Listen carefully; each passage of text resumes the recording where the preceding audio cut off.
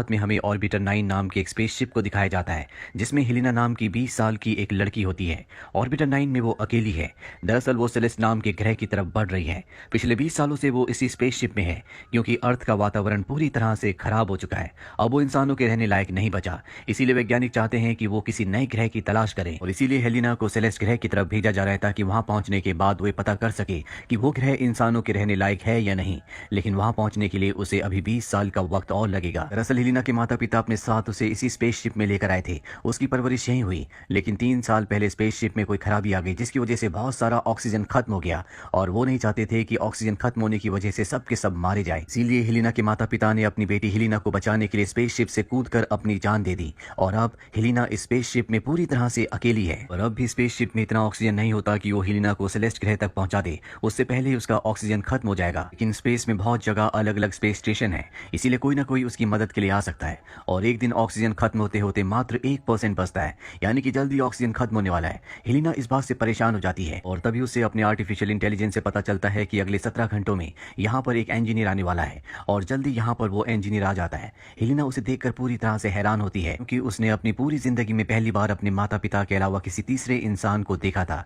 यहाँ पर जो लड़का आया होता है इसका नाम एलेक्स होता है, उसके साथ उसका रोबोट भी होता है। एलेक्स बताता है कि मेरे पास मात्र 50 घंटे हैं। 50 घंटों में मुझे तुम्हारे स्पेसशिप को ठीक करना होगा और इसके बाद एलेक्स काम पर लग जाता है। हेलिना उसे डिनर के लिए इनवाइट करती है। हालांकि वो पहले हेजिटेट होता है लेकिन फिर उसके साथ डिनर करने के लिए मान जाता है। रात को एलेक्स जब अपने कमरे में सो रहा होता है तो वहां पर हेलिना जाती है और बड़े ध्यान से एलेक्स को देखना शुरू कर देती है क्योंकि उसने अपनी जिंदगी में पहली बार अपनी उम्र के लड़के को देखा है। तभी एलेक्स की आंख खुल जाती है। हेलिना उसे कहती है कि मैंने कभी किसी को किस नहीं किया। अगले 20 सालों तक मैं स्पेसशिप में अकेली रहने वाली हूँ, इसीलिए मैं तुम्हें किस करना चाहती हूँ। एलेक्स उसे कुछ नहीं कहता और इसके बाद ये दोनों एक दूसरे के बहुत करीब आ जाते हैं। क्योंकि एलेक्स का काम यहाँ पर खत्म हो चुका है इसीलिए वो यहाँ से चला जाता है। जाने से पहले वो हेलिना को अच्छे से गुड बाय नहीं करता जिससे हेलिना को बुरा लगता है।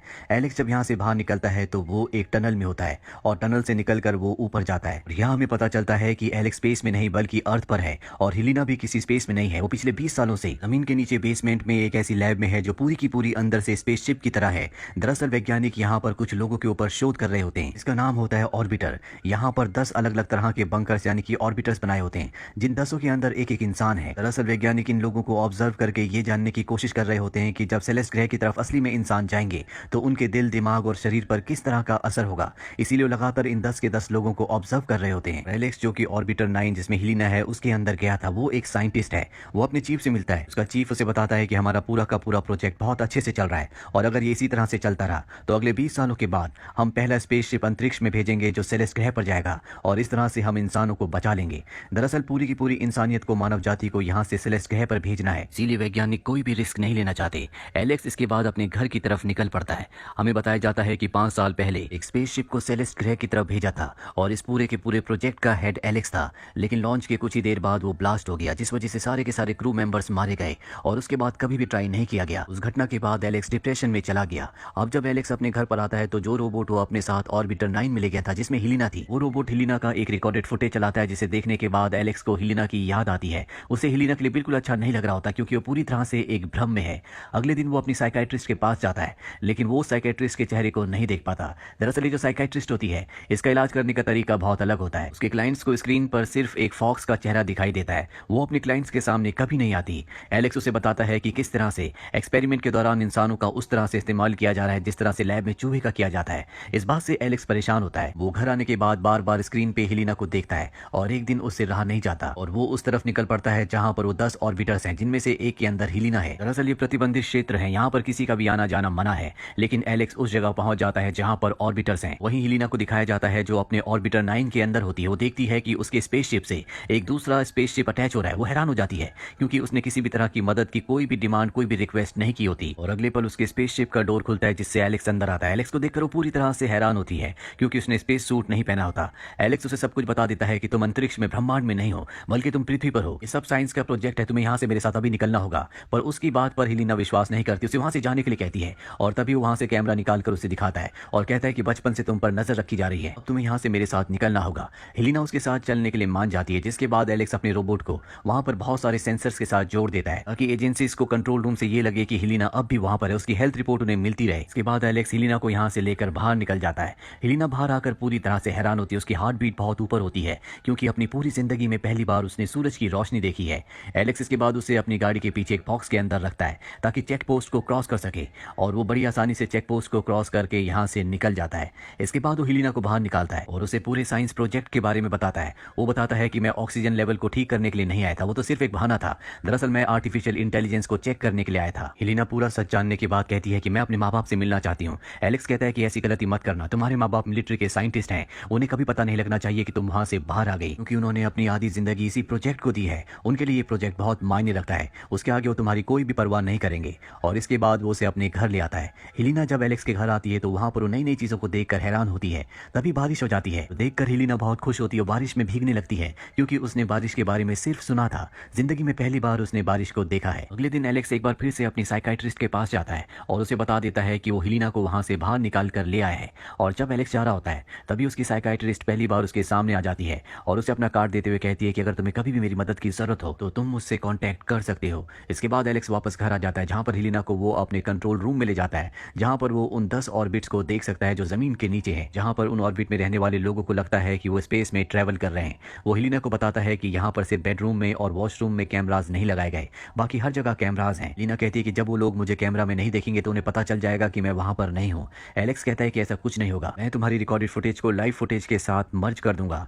यहाँ पर वो हेलिना को ये भी बताता है कि इन स्पेसशिप से कभी कोई बाहर नहीं आ सकता, कि आज से 20 सालों के बाद जब सबका टाइम पूरा हो जाएगा तो उन्हें बताया जाएगा कि नेविगेशन में कुछ प्रॉब्लम होने की वजह से उनका स्पेसशिप गलत जगह पर आ गया है, अभी उन्हें और भी वक्त लगेगा। और उस वक्त सच में यहाँ अर्थ से उन 10 स्पेसशिप्स को सेलेस्ट ग्रह की तरफ भेजा जाएगा। इस तरह से उन 10 ऑर्बिटर से कभी भी इंसान बाहर नहीं आ सकते थे, लेकिन मैं तुम्हें बाहर ले आया। ये सब यहाँ पर इंसानों की भलाई के लिए किया जा रहा है, क्योंकि इंसानों के पास इसके अलावा कोई भी रास्ता नहीं है। उन्होंने अपनी अर्थ को पूरी तरह से डेड कर दिया है। एलेक्स देखता है कि हेलिना की बॉडी में अलग अलग तरह के बर्निंग निशान आ रहे हैं, इसीलिए वो उसे डॉक्टर के पास ले जाता है। डॉक्टर एलेक्स को बताता है कि हेलिना की जो स्किन है वो बहुत ज्यादा सेंसिटिव है, उसे धूप में नहीं निकलना चाहिए। वो इसकी वजह एलेक्स से पूछता है और अब एलेक्स को अपने डॉक्टर को बताना पड़ता है कि वो हेलिना को कहां से लेकर आया है। वो डॉक्टर को सारा सच बता देता है। डॉक्टर उसे कहता है कि तुम्हें संभल कर रहना होगा। इसके बाद वो हेलिना को घर वापस ले आता है और अगले दिन जब वो काम पर होता है तो हेलिना को अपनी एक फाइल मिलती है जिसमें उसकी सारी की सारी डिटेल्स होती हैं, और उन डिटेल से पता चलता है कि उसे क्लोनिंग करके बनाया गया था, और साथ ही उसे अपने असली माता पिता का एड्रेस भी मिल जाता है। और वो उनसे मिलने के लिए अकेले ही घर से निकल पड़ती है और जल्दी वहां पहुंच जाती है जहां पर उसके माता पिता होते हैं, जो ये बोलकर स्पेसशिप से बाहर निकल गए थे कि वहां का ऑक्सीजन खत्म हो रहा है। वो अपनी बेटी हेलिना को देखकर पूरी तरह से हैरान होते हैं। यहाँ पर हेलिना उनसे बहुत सारे सवाल पूछती है। वो हेलिना को बताते हैं कि हालांकि तुम्हें क्लोनिंग करके बनाया गया है, लेकिन पूरी तरह से तुम एक असली इंसान हो। हमारी एक बेटी थी जिसकी मृत्यु हो गई और उसी का तुम क्लोन हो। अब हेलिना के पिता उसे हैंडकफ लगाकर कंपनी को कॉल करते हैं। हेलिना की मॉम पीछे से हेलिना के पिता को बेहोश कर देती है और हेलिना को यहाँ से भागने के लिए कहती है, क्योंकि वो नहीं चाहती कि उसकी बेटी एक बार फिर से उसी जगह फंस जाए जहाँ पर वो पिछले 20 सालों से है। वहीं एलेक्स को दिखाया जाता है, जब वो घर आता है तो देखता है कि वहाँ पर हेलिना की फाइल पड़ी है। वो समझ जाता है कि हेलिना अपने मॉम डैड से मिलने के लिए गई है, लेकिन जल्दी हेलिना वापस आ जाती है। वो एलेक्स से कहती है कि तुमने मुझसे झूठ कहा, मैं क्लोन हूँ, मैं असली इंसान नहीं हूँ। एलेक्स उससे इस बात की माफी मांगता है, लेकिन एलेक्स को अब समझ में आ चुका है कि उसकी कंपनी वाले जल्दी उस तक पहुंच जाएंगे, इसीलिए हेलिना को लेकर वो अपनी साइकेट्रिस्ट के घर चला जाता है। वहीं एलेक्स के चीफ को अब पता चल चुका है कि एलेक्स हेलिना को अपने साथ अपने घर ले गया है, इसीलिए वो उसके घर जाता है, लेकिन वहां पर उसे कोई नहीं मिलता। इसके बाद वो उसकी साइकेट्रिस्ट के घर जाता है। वो उससे पूछता है कि एलेक्स और हेलिना कहां पर है। उस वक्त साइकेट्रिस्ट ने हेलिना को और एलेक्स को ग्लास के पीछे छुपा दिया होता है। ग्लास के पीछे से सब कुछ वो देख सकते हैं, लेकिन बाहर से ग्लास के अंदर देखना नामुमकिन है। यहाँ पर जो एलेक्स का चीफ है उसे पता है कि साइकेट्रिस्ट ने उन दोनों को छुपाया है, इसीलिए उसका एक आदमी साइकेट्रिस्ट को मार देता है। ये देखकर हेलिना डर से चीख पड़ती है और यहाँ सबको पता चल जाता है कि हेलिना और एलेक्स यहीं पर है। वो ग्लास को तोड़ना शुरू कर देते हैं। एलेक्स हेलिना को लेकर यहाँ से पीछे के रास्ते निकल जाता है। चीफ के लोग अब भी उसका पीछा कर रहे होते हैं। इनके सामने एक दीवार आती है। एलेक्स तो उस दीवार से जंप कर जाता है, लेकिन हेलिना नहीं करती, क्योंकि उसे पता है वो चाहकर भी इन लोगों से बच नहीं सकते। एलेक्स को बचाने के लिए वो अपने आप को उन लोगों के हवाले कर देती है। वहीं एलेक्स को डॉक्टर कॉल करता है, जो उसका दोस्त भी है, जिसने हेलिना का टेस्ट किया था, उसकी स्किन को चेक किया था। वो एलेक्स को अपने पास बुलाता है और उसे बताता है कि हेलिना अर्थ के एनवायरनमेंट में जिंदा नहीं रह सकती, क्योंकि उसका जन्म ऑर्बिटर 9 यानी कि सिम्युलेटर के अंदर हुआ, इसीलिए उसे वहीं पर रहना होगा। वहीं हमें चीफ को दिखाया जाता है, जो ऑर्बिटर 9 को पूरी तरह से डिस्कनेक्ट कर देता है, क्योंकि हेलिना अर्थ के एनवायरनमेंट में एक्सपोज हो चुकी है। साथ ही उसे पूरा सच पता चल चुका है, इसीलिए हेलिना अब उनके किसी काम की नहीं है। हेलिना को चीफ कहते हैं कि तुम अपनी मर्जी की मृत्यु को चुन सकते हो। वहीं एलेक्स अपने चीफ से बात करने के लिए उन तक पहुंच जाता है। वो उन्हें बताता है कि हेलिना इस वक्त प्रेग्नेंट है। अगर हम उसे ऑर्बिटर 9 के अंदर भेज दें तो वो एक बार फिर से ठीक हो जाएगी, क्योंकि अर्थ के एनवायरनमेंट में वो कभी भी ठीक नहीं रह सकती, उसकी मृत्यु हो जाएगी। इसके बदले मैं भी उसके साथ उसी जगह पर रहूंगा, और ठीक 20 साल बाद जब असली में आप यहाँ से इंसान को सेलेस्ट ग्रह पर भेजोगे तो मैं भी हेलिना के साथ वहां पर जाऊंगा। चीफ इस बारे में बहुत सोचता है और वो एलेक्स की इस बात को मान जाता है, क्योंकि वो नहीं चाहता कि उसके प्रोजेक्ट के बारे में किसी को भी दुनिया में पता चले। और अब एलेक्स हेलिना के साथ साथ उसी ऑर्बिटर 9 के अंदर रहना शुरू कर देता है। कई साल बीत जाते हैं और 20 सालों के बाद दिखाया जाता है कि ऑर्बिटर 9 के अंदर से एक लड़की बाहर निकलती है जो एलेक्स और हेलिना की बेटी है। यहाँ पर चीफ भी होता है जो अब बूढ़ा हो चुका है। एलेक्स और हेलिना की बेटी आसमान में ऊपर देखती है जहाँ पर एक स्पेसशिप सेलेस्ट ग्रह की तरफ निकल चुका है जिसमें उसके माता पिता हैं। और इसी के साथ ये फिल्म, ये कहानी यहीं पर खत्म हो जाती है। उम्मीद करते हैं कि ये कहानी आपको पसंद। Like, share and subscribe and support us.